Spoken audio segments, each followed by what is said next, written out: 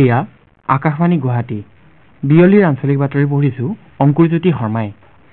দুদিনীয়া ভ্ৰমণসূচীৰে প্ৰধানমন্ত্ৰী নৰেন্দ্ৰ মোদীয়ে কাইলৈ সন্ধিয়া গুৱাহাটীত উপস্থিত হ'ব।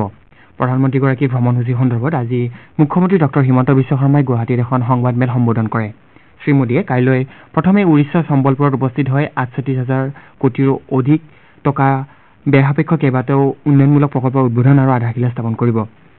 তাৰ পিছত সন্ধিয়াৰ ভাগত গুৱাহাটীত উপস্থিত হোৱাৰ পাছত শ্ৰীমোদীয়ে বিজেপিৰ এখন বৈঠকত অংশগ্ৰহণ কৰিব। প্ৰধানমন্ত্ৰীগৰাকীয়ে পৰহিলৈ গুৱাহাটীৰ খানাপাৰা পশু চিকিৎসা বিজ্ঞান মহাবিদ্যালয় খেলপথাৰত আয়োজিত এখন জনসভাত ভাষণ দিব। এই সভাত তেওঁ 11,599 কোটি টকা ব্যয়সাপেক্ষ কেইবাটাও উন্নয়নমূলক প্ৰকল্পৰ শুভাৰম্ভ আৰু আধাৰশিলা স্থাপন কৰিব। তেওঁ গুৱাহাটী চিকিৎসা মহাবিদ্যালয় হাস্পতালক পূব ভাৰতৰ সৰ্ববৃহৎ চিকিৎসা কেন্দ্ৰ হিচাপে উন্নীতকৰণৰ এটা প্ৰকল্প উদ্বোধন কৰাৰ লগতে কৰিমগঞ্জ জিলাৰ ৰাতাবাৰীত এখন চিকিৎসা মহাবিদ্যালয়ৰ আধাৰশিলা স্থাপন কৰিব। শ্ৰীমোদীয়ে PM ডিফাইন আঁচনিৰ অধীনত কামাখ্যা কৰিডৰৰ আধাৰশিলাও স্থাপন কৰিব। তেওঁ লগতে ভাৰাপুৰ তিনিআলিৰ পৰা গুৱাহাটী বিমানবন্দৰৰ নতুন টাৰ্মিনেললৈ 6 লেনযুক্ত উৰণ সেতু আৰু পথ প্ৰকল্পৰ আধাৰশিলাও স্থাপন কৰিব।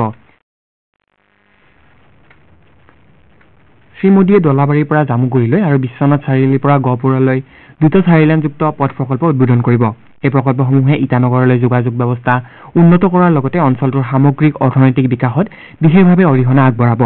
প্ৰধানমন্ত্ৰীয়ে গুৱাহাটীৰ নেহৰু ষ্টেডিয়ামক পূব ভাৰতৰ সৰ্ববৃহৎ ক্ৰীড়া কেন্দ্ৰ হিচাপে উন্নীতকৰণৰ এটা প্ৰকল্পৰ লগতে চন্দ্ৰপুৰত এটা বহুমুখী ক্ৰীড়া চৌহদ নিৰ্মাণ প্ৰকল্পৰ আধাৰশিলা স্থাপন কৰিব। তেওঁ লগতে গুৱাহাটীত ইউনিটি মলৰ আধাৰশিলা স্থাপন কৰিব। প্ৰধানমন্ত্ৰী নৰেন্দ্ৰ মোদীৰ অসম ভ্ৰমণৰ পূৰ্বে মন্ত্ৰী পীযুষ হাজৰিকাই আজি দৰং জিলাৰ মঙলদৈ, ওদালগুৰি জিলা আৰু নগাঁও জিলাৰ বিজেপিৰ কাৰ্যকৰ্তাসকলৰ সৈতে প্ৰস্তুতি সন্দৰ্ভত আলোচনা কৰে। প্ৰধানমন্ত্ৰী মোদীৰ অসম ভ্ৰমণৰ কাৰ্যসূচী সাফল্যমণ্ডিত কৰিবলৈ মন্ত্ৰী শ্ৰী হাজৰিকাই দলীয় কাৰ্যকৰ্তাসকলক আহ্বান জনায়। তেওঁ লগতে কাৰ্যকৰ্তাসকলৰ সৈতে আন সাংগঠনিক বিষয় সন্দৰ্ভতো পৰ্যালোচনা কৰে। 3খন জিলাত অনুষ্ঠিত প্ৰস্তুতি সভাত মন্ত্ৰী হাজৰিকাৰ লগতে মন্ত্ৰী জয়ন্ত মল্লবৰুৱা উপস্থিত থাকে। আকাশবাণী গুৱাহাটী কেন্দ্ৰৰ বাতৰি বিভাগৰ অংশকালীন সম্পাদক আৰু বাতৰি পৰিৱেশক পদৰ বাবে লিখিত পৰীক্ষা অহা 11 ফেব্ৰুৱাৰী দেওবাৰে চানমাৰীৰ অসম অভিযান্ত্ৰিক প্ৰতিষ্ঠানত অনুষ্ঠিত হ'ব। বাতৰি পৰিৱেশক পদৰ বাবে দিনৰ 10 বজাৰ পৰা 1 বজালৈ আৰু সম্পাদক পদৰ বাবে দিনৰ 2 বজাৰ পৰা 5 বজালৈ পৰীক্ষা অনুষ্ঠিত হ'ব। প্ৰাৰ্থীসকললৈ পৰীক্ষা সম্পৰ্কীয় জাননী ইমেইল যোগে প্ৰেৰণ কৰা হ'ব। আনহাতে আকাশবাণী গুৱাহাটী কেন্দ্ৰৰ নাথাকাৰ স্বীকৃতিপ্ৰাপ্ত অভিনয় শিল্পীৰ বাবে কণ্ঠস্বৰ পৰীক্ষাৰ আবেদন পত্ৰ দি থকা হৈছে। আবেদন জমা দিয়াৰ শেষ দিন অহা 10 ফেব্ৰুৱাৰী। শিশু আৰু বয়স্ক দুটা শাখাৰ বাবে সম্পূৰ্ণ নতুন আৰু ইতিমধ্যে স্বীকৃত শিল্পীসকলে বি হাই গ্ৰেডৰ বাবে পৰীক্ষাত অৱতীৰ্ণ হ'ব পাৰিব। আগ্ৰহীসকলে কেন্দ্ৰৰ নাথাকাৰ পৰা আবেদন পত্ৰ সংগ্ৰহ কৰিব পাৰিব। ৰাজ্যৰ বেডমিণ্টন খেলুৱৈ অস্মিতা চলিহাই বেংককত অনুষ্ঠিত বিশ্ব বেডমিণ্টন সংস্থাৰ world tour super 300 event Thailand masters 2024ৰ মহিলাৰ একক শাখাত ছেমিফাইনেলত প্ৰৱেশ কৰিছে। কোৱাৰ্টাৰ ফাইনেলত অস্মিতাই ইণ্ডোনেছিয়াৰ এষ্টাৰ নুৰুমি ট্ৰি ৱাইডক 21-14, 19-21, 21-13 গেমত পৰাস্ত কৰি তেওঁৰ খেলুৱৈ জীৱনৰ ছুপাৰ 300 পৰ্যায়ৰ ইভেণ্টৰ প্ৰথমখন ছেমিফাইনেলত প্ৰৱেশ কৰে। আকাশবাণী গুৱাহাটী কেন্দ্ৰৰ বাতৰি বিভাগৰ কাইলৈ নিশা 8:02 প্ৰচাৰ হ'বলগীয়া দৃষ্টিপাত অনুষ্ঠানত অসমত জল জীৱন মিছনৰ বিষয়ে আলোচনা কৰা হ'ব।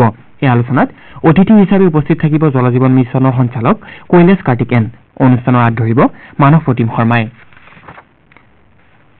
অসম বিধানসভাৰ অধ্যক্ষ বিশ্বজিৎ দৈমাৰীয়ে ৰাজ্য চৰকাৰৰ সৰ্বশিক্ষা অভিযানৰ অধীনত পৰিচালিত নিপুণ অসম আঁচনিৰ প্ৰাথমিক বিদ্যালয়সমূহত ডিজিটেল পুথিভঁৰাল স্থাপনৰ পদক্ষেপৰ অংশ হিচাপে আজি ওদালগুৰি জিলাৰ কাহিবাৰী প্ৰাথমিক বিদ্যালয়ত নিৰ্মাণ সম্পূৰ্ণ হোৱা পুথিভঁৰালটো উদ্বোধন কৰে।